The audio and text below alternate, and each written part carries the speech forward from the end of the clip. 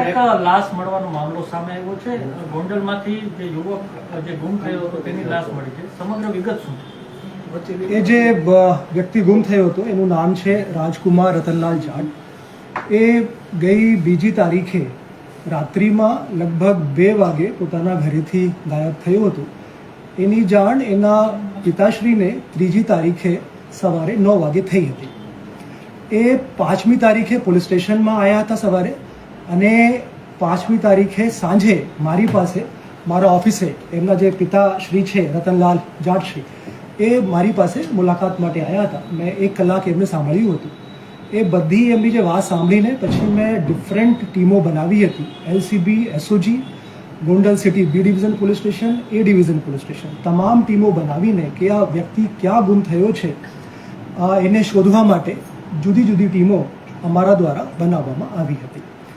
Footage અમે ચકાસી તો આમાં એ જાણવા મળ્યું કે 3જી તારીખે સવારે 2 વાગે પોતાના ઘરેથી એકલો જતા રહે છે, અને પછી જે ગોંડલથી રાજકોટ હાઈવે છે એના ઉપર આવી જાય છે. એ અમે જે ફૂટેજની ચકાસણી કરી છે એમાં 3જી તારીખે ગોંડલ બસ સ્ટેન્ડ 2:10 વાગે સવારે જોવા મળે છે. પછી 3:17 વાગે ભોજપરા ગામ પાસેથી પસાર થાય છે. 3:25ના જ 3:40 વાગે બિલિયાળા ગામ પાસેથી પસાર થાય છે. પછી ભરૂડી ટોલ નાકા છે, 5:13 વાગે ભરૂડી ટોલ નાકાથી પસાર થાય છે. એકલો જ જાય છે અને બેરફૂટ હોય છે, એની સાથે કોઈ હોતું નથી. પગે પગે ચાલીને રાજકોટ તરફ જાય છે. પછી 5:26 વાગે માલધારી હોટલ રીબડા રોડ પાસેથી પસાર થાય છે. પછી 6:50 વાગે શાપર ગુજરાત ઇન્ટ્રક્સ એ કંપની છે ત્યાંથી પસાર થાય છે. અને પછી એના પછી જે છે અમે ફૂટેજ મળી છે એ બનાવના સ્થળથી જ્યાં એમની ડેડ બોડી મળી ત્યાં રામધામ આશ્રમ છે 500 મીટર દૂર, ત્યાં 3:25 એ જે મેં અત્યાર સુધીમાં વાત કરી છે એ 3:25ના સવાર સુધીની વાત છે, 6:50 વાગ્યા સુધીની. હવે 3:25ના સાંજે 6:34 વાગે આશ્રમમાં પ્રવેશ કરે છે, જે રામધામ આશ્રમ છે. અને પછી 4 તારીખે સવારે 2 વાગે ત્યાંથી ફરી નીકળી જાય છે. અને પછી એની ડેડ બોડી જે છે 3 વાગે એ રાજકોટથી અમદાવાદ હાઈવે છે એના ઉપર મળે છે. અને પછી 108 થ્રુ એ ડેડ બોડી રાજકોટ સિવિલ હોસ્પિટલમાંથી ત્યાં જ રાખેલી હતી. અમે તપાસ કરતા હતા, પછી અમને ખબર પડી કે આ રીતની એક ડેડ બોડી જે છે એ રાજકોટ સિવિલ હોસ્પિટલમાં છે. તો અમારી ટીમો ત્યાં પહોંચી. એમના જે મમ્મી પપ્પા છે એમને સંપર્ક કરવામાં આવ્યા. એ નથી આવ્યા, પણ એમના બેન અને બનેવી એ બંને ત્યાં આવ્યા અને પછી ઓળખાણ કરી કે આ જે છે એ રાજકુમાર જાટ એમની આ ડેડ બોડી છે. સાહેબ, ધારાસભ્યના ઘરે તેમને માર મારવામાં આવ્યો એનો આક્ષેપ હતો. આમાં શું તપાસ છે? હા, આમાં અમે ખૂબ ડિટેલમાં તપાસ કરી છે. આજે 2જી તારીખના સાંજના બનાવ હતા. 3જી તારીખે સવારે 2 વાગે ઘરેથી ગયા છે. 2જી તારીખે લગભગ 11 વાગે એમના જે પિતાશ્રી છે રતનલાલજી, એ એમના પુત્રને ફોન કરે છે. એ ફોન ગોંડલમાં જ એક મંદિરના પૂજારી ઉપાડે છે. એમને પૂછે છે કે મારા દીકરા ક્યાં છે, કે અહીંયા પ્રાંગણમાં છે, તમે આવી જાઓ.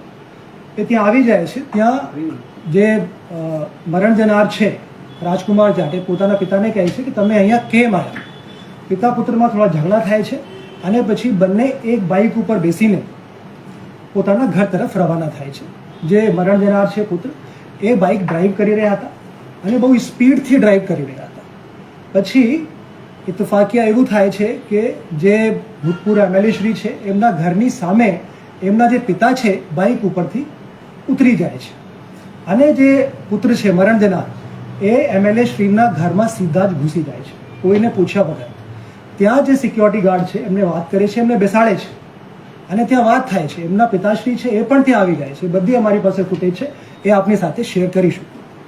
અને પછી ત્યાં જે છે એકબીજા સાથે સંવાદ થાય છે અને પછી ત્યાં બોલાચાલી થાય છે. એમને ત્યાંથી ઉઠવા માટે કહેવામાં આવે છે, ઉઠતા નથી. પછી એને ઉઠાવીને બહાર કરવામાં આવે છે.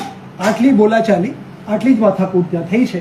એના સિવાય MLA શ્રીના જે ભૂતપૂર્વ MLA શ્રી છે એમના ઘરમાં બીજી કોઈ બાબત ધ્યાન ઉપર આવેલ નથી. સાહેબ, માર મારવાની વાત છે, આ મામલે સીસીટીવી ચેક કર્યા, એમાં કઈ સામે આવ્યું છે? અત્યાર સુધીમાં મેં જેટલા સીસીટીવી ત્યાં ચેક કર્યા છે ત્યાં ફક્ત પોતે સામેથી આવે છે અને ઘૂસી જાય છે અંદર. કોઈ એમને પકડીને અંદર બોલાવતા પણ નથી, બહારથી કોઈ અવાજ પણ નથી મારતા કે તમે અંદર આવી જાઓ. પોતે જ આવે છે અને પોતે જ ગેટની અંદર ઘૂસવાનો પ્રયાસ કરે છે.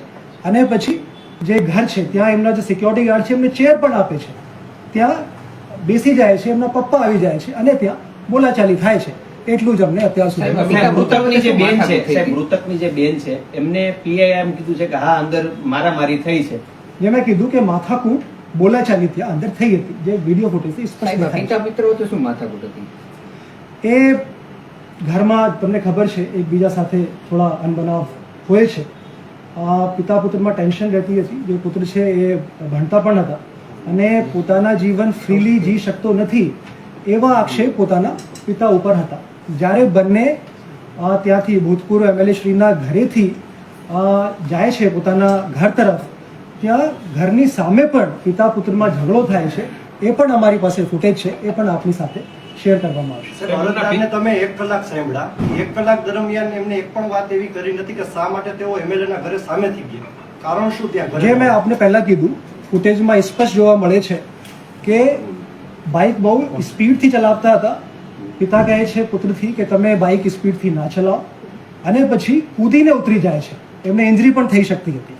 પછી પુત્ર જે છે બાઇક રોકે છે, ટર્ન લે છે, એમએલએ શ્રીના ઘરની સામે બાઇક પાર્ક કરે છે અને કોઈના કીધા વગર એમના ઘરમાં સીધા જ ઘૂસી જાય છે. ઘૂસવાનું કારણ કઈ છે?